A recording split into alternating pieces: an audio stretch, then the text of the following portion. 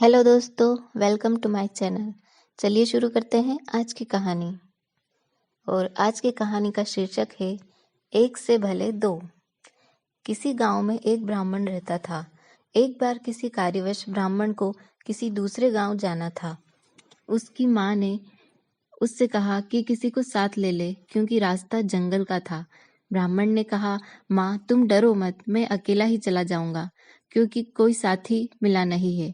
माँ ने उसका यह निश्चय जानकर कि वह अकेले ही जा रहा है, पास की एक नदी से माँ एक केकड़ा पकड़कर ले आई और बेटे को देते हुए बोली कि बेटा, अगर तुम्हारा वहां जाना आवश्यक है तो इस केकड़े को ही साथ के लिए ले लो। एक से भले दो, यह तुम्हारा सहायक सिद्ध होगा। पहले तो ब्राह्मण को केकड़ा साथ ले जाना अच्छा नहीं लगा। वह सोचने लगा कि केकड़ा भला मेरी क्या सहायता कर सकता है। फिर माँ की बात को आज्ञा रूप मानकर उसने पास पड़ी एक डिब्बी में केकड़े को रख लिया। यह डिब्बी कपूर की थी। उसने इसको अपने झोले में डाल लिया और अपनी यात्रा के लिए चल पड़ा। कुछ दूर जाने के बाद धूप काफी तेज हो गई। गर्मी और धूप से परेशान होकर वह एक पेड़ के नीचे आराम करने लगा। पेड़ की ठंडी छाया में उसे जल्दी ही नींद भी आ गई। उस पेड़ के कोटर में एक सांप भी रहता था। ब्राह्मण को सोता देखकर वह उसे डसने के लिए कोटर से बाहर निकला। जब वह ब्राह्मण के करीब आया तो उसे कपूर की सुगंध आने लगी। वह ब्राह्मण के बजाय झोले में रखे केकड़े वाली डिब्बी की तरफ हो लिया।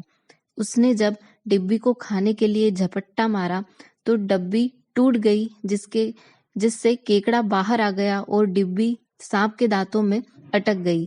केकड़े ने मौका पाकर सांप को गर्दन से पकड़कर अपने तेज नाखूनों से कस लिया।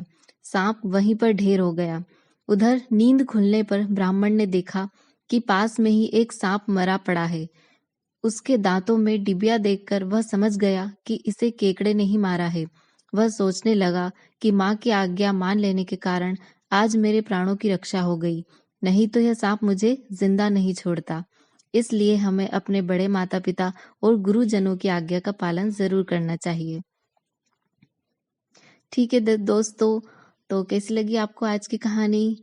मिलते हैं अगली कहानी के साथ अगले वीडियो में। Thank you.